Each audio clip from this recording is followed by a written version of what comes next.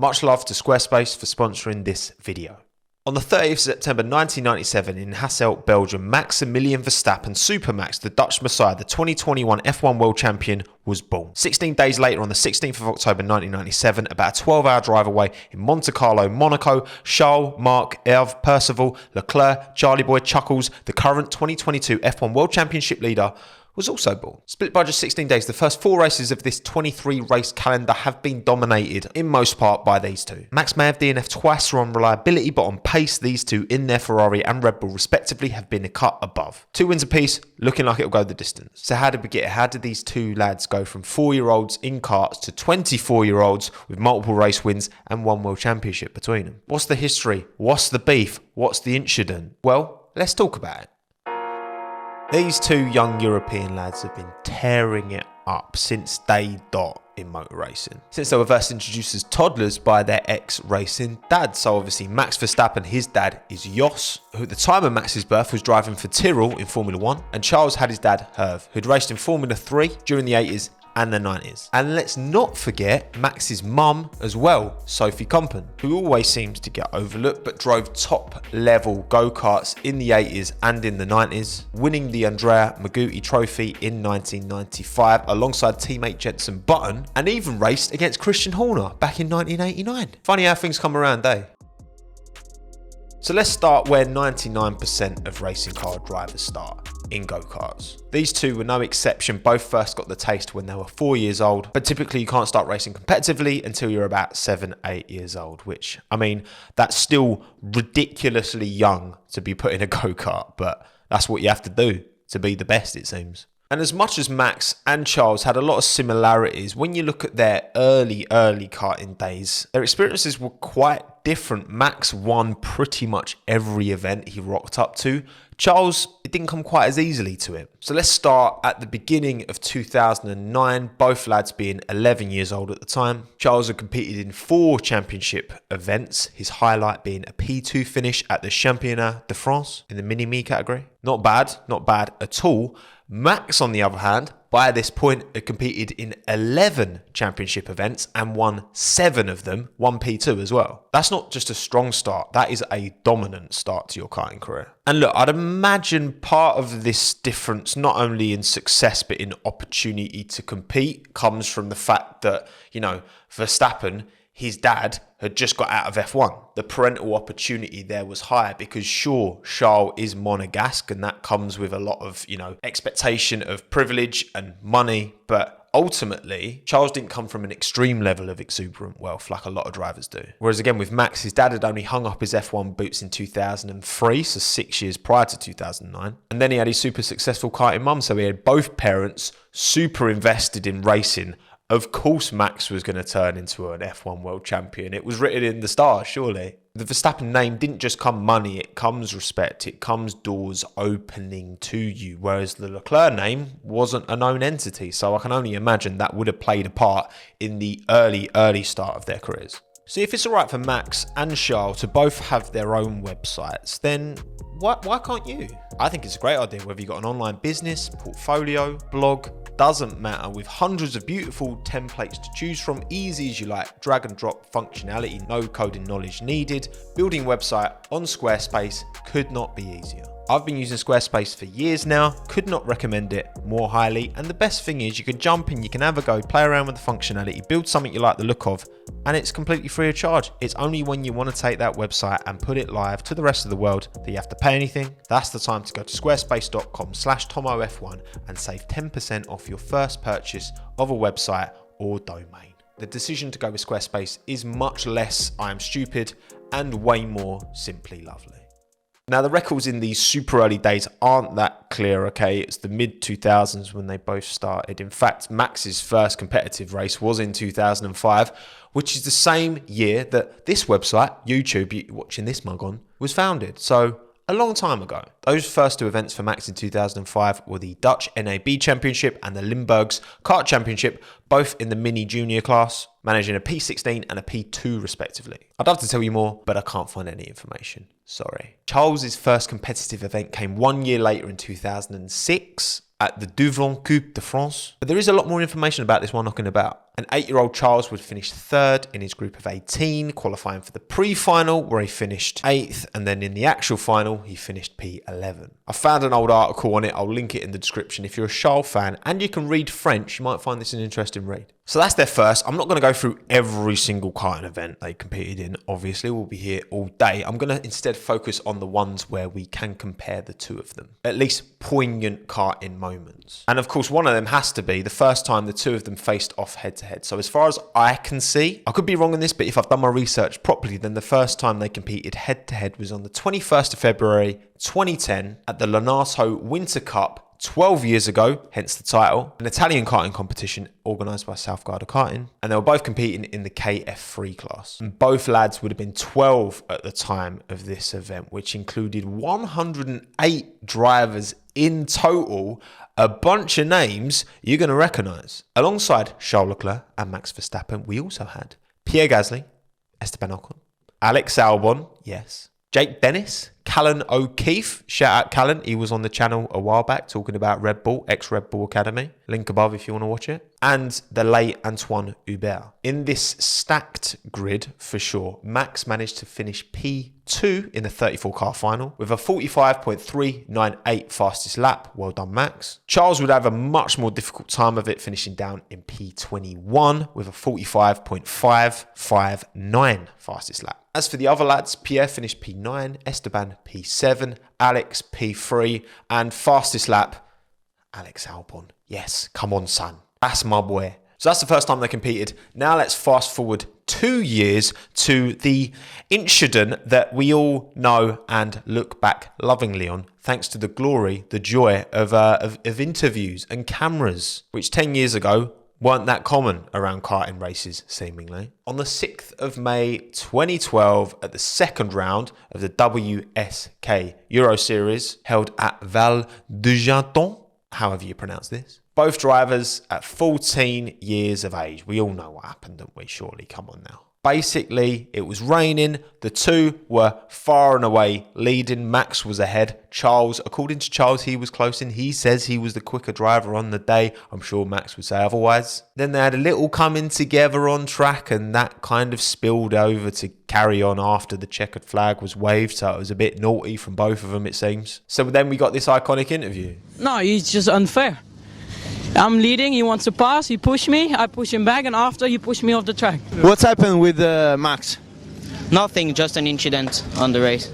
Charles actually gave a little bit more of a breakdown on it to Ziggo, because obviously Ziggo were like, what happened with Max back in the day? And yeah, it's all good fun. It's part of racing. It happens. There's no bad blood there anymore. But on that day, there definitely was. Did this start their rivalry? Well, I mean, probably not. They probably battled hard and had these incidents beforehand. It's just that was the first time that we saw anything really properly caught on camera. And not even the incident itself, it was just the reaction afterwards, which was just hilarious. But anyway, both lads would continue on in karts until the end of 2013 before making the switch to cars for 2014. In those 4 full years, so 2010 to 2013, the Vettel dominance years, funnily enough, I have worked out that they faced each other in championships on 33 occasions. In 2010, it was 7-0 to Max. He beat Charles in every competition they both entered. In 2011, it was 5-1 to Max. But then in 2012, it was 5-4 to Charles. And then back to 8-3 to Max in 2013. Both drivers competed unquestionably well and did an incredible job, but Max was just on another level to not just Charles, but everyone else at the time.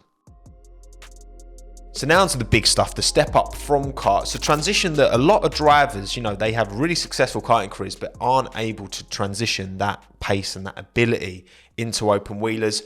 Fortunately for these two, that wasn't a problem for them. At 16-year-old Max Verstappen would join Van Amersfoort Racing in Euro Formula 3, whereas Charles would go to the lesser-known Formula Renault Alps 2.0 series with Fortec Motorsport, and both impressed. Max managed a P3 in his debut championship, which could have easily been a title challenge if it wasn't for 8 retirements over the course of the year, whereas championship winner Esteban Ocon only had 3. At one point, Max had won 6 races in a row, completely whitewashing Spa and the Norris Ring. He's a year younger than Esteban, 4 years younger than P2 Tom Blomqvist, and he made such an impression that Red Bull swooped in with a contract to stop Mercedes signing him, because Toto Wolff wanted him, and plugged him into a Formula 1 car on the 3rd of October 2014 for an FP1 session at Suzuka. For Max's career development, it was such an incredible achievement for him personally to be able to get into an F1 car having only turned 17 4 days prior. In fact, 1 year prior to this FP1 outing, Max had never raced in cars. He still hadn't competed in his final karting championship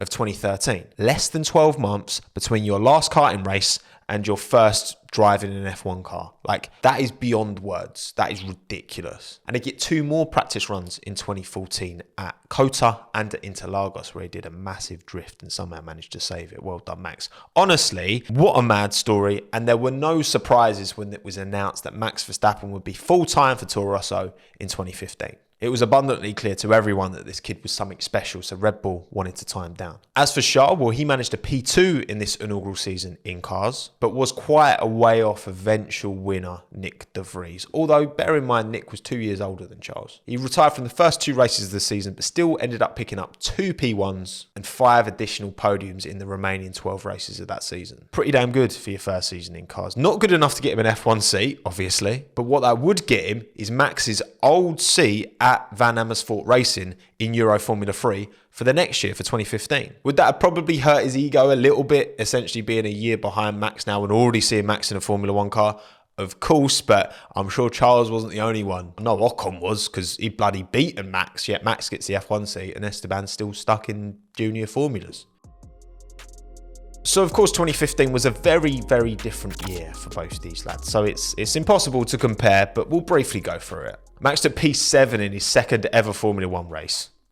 It's ridiculous. Finished the season with 49 points, 31 ahead of teammate Carlos Sainz. He managed 2 P4s in that season. Sainz couldn't go better than P7, and the car finished P7 in the Constructors as well. So Max is just ridiculously good. As for Charles, he was fighting at the sharp end in Euro Formula 3 in Max's old car. Finished P4 in the end. Managed 4 wins and 4 P2s over the 33 race season. Felix Rosenqvist ran away with the title, no question, but Charles gave a very good account of himself. Oh yeah, and he participated in the world famous Macau Grand Prix in 2015, qualifying P3, finishing P2, behind Rosenqvist obviously.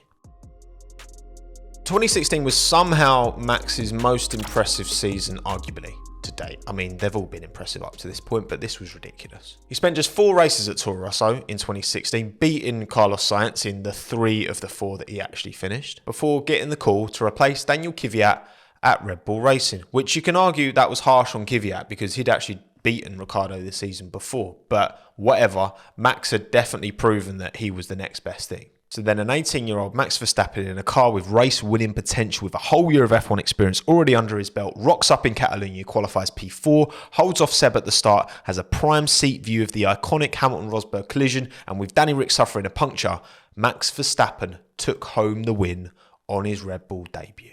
Not only the youngest driver to ever achieve an F1 podium, but also the youngest driver to ever win a race. And as for the rest of the season, he more than held his own against Danny Ric, no question. In those 17 remaining races, Max scored 191 points. Daniel managed 220, so only 29 behind. Especially impressive as Max had 2 DNFs in that time. Danny didn't have any. 6 podiums in 17 races for Max. It's just stupidly impressive. Again, I know crash happen. All right, this is where the meme started to kind of begin.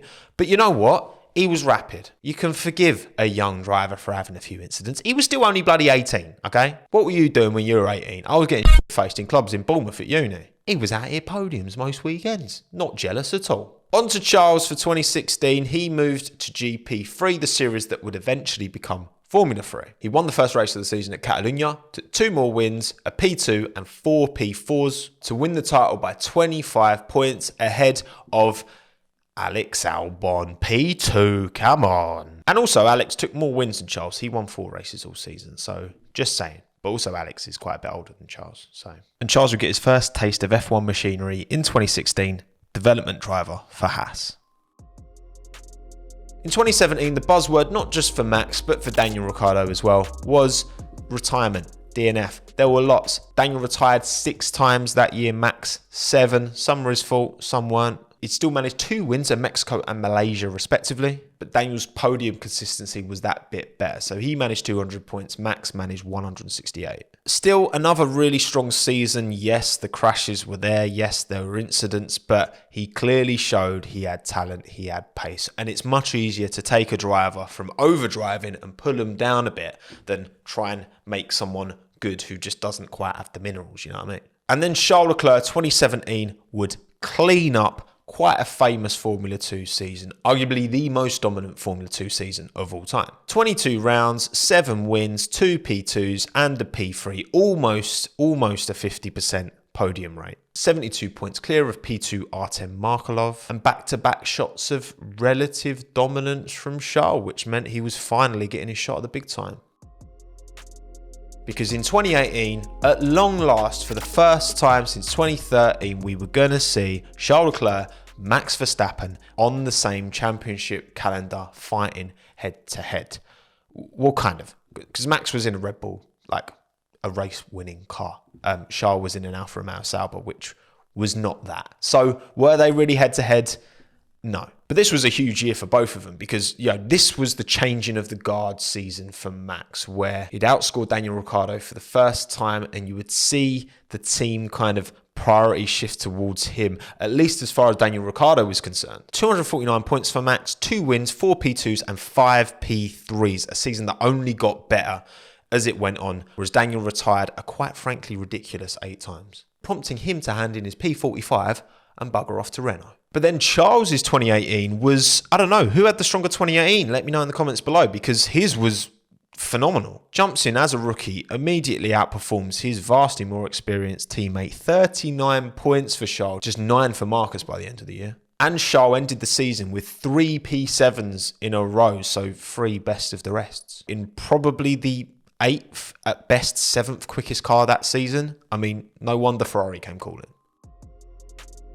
So here we are, with Charles in a Ferrari, with Max in a Red Bull, finally now, head-to-head, in actual competitive, equally competitive machinery, kind of. We could see them battle, and the season only ended 14 points between the two of them. 278 for Max, 264 for Charles. 3 wins for Max, 2 for Charles. 2 pole positions for Max, 7 for Charles. Round 9 in Austria will be remembered for the one that came to blows where, Charles was ahead and Max sent it up the inside and maybe was over the line. I still don't really know where I sit with that one, to be honest. But then that led up to one of my favourite battles in Formula 1 history. 100%. Round 10, Silverstone, Leclerc, Verstappen, both giving it some. It was so good. Martin Brundle was absolutely losing his mind on the comms, and I do not blame him. And as much as the two had very, very different career trajectories, particularly in the early doors of their car racing careers, it showed that, bring them back together and they were operating on a very, very high and very, very similar level. Now, 2020, 2021, not really going to talk about them too much because the Ferrari was a donkey. Charles didn't get the opportunity to perform. 21 was better, but they were still way behind Red Bull. So we won't talk too much about that. Let's just talk about now. The here and now, 2022, this season, 4 races in, 2 wins apiece. Without the technical DNFs for Max and without the Charles Spignola, we could have easily seen this be a P1, P2, P1, P2. Like, they could be level on points with the performances they put in. I know Perez did a fantastic job in Saudi and was very, very unlucky, but you look at the pace of Max and Charles, and they are without question a cut above. Because of Max's DNFs, Charles sits 27 points clear, but it definitely seems like this battle is going to go the distance. If anything, I think what's going to be more pivotal to whether they can maintain a title challenge, both of them to the very end, is how these cars develop. Because these cars are like newborn babies. They're going to be growing very quickly. They're going to be changing. They're going to be getting a bit gobby, and they're going to be, growing their air out and being sick and doing all this stuff that kids do when they grow up, right? That's what the cars are going to do. But as long as their performance stays similar, these two are going to extract pretty close to the ceiling and going to give us some cracking battles, no doubt. The Ferrari probably looks the slightly more composed overall package, but Imola proved that on the right track, the Red Bull can be faster. The development race is going to be a huge component in who wins at the end. For me, I still feel like Charles, because I believe in Ferrari, that they're going to deliver this car that is going to get them a championship. But 4 races in, we've only seen one major mistake from these 2 drivers, and it was Charles in Imola, and it was a significant mistake. So you got to say, in terms of so far this season, I'll probably give the performance advantage slightly to Max. You've got to remember, they might be the same age. They might only be split by 16 days, but Max has double the experience in F1. 8 years. This is 8th year in Formula 1. Hilarious. He's only 24. What is this? Whereas Charles, this is his 5th season. So it's not technically double, but you know what I mean. Max has had a lot more time. That's all I'm saying. So who's on top? Max or Charles? Let me know in the comments below. Thank you Squarespace for sponsoring this video. My name is Tommo. Thanks again. Have a good one. Ta-da.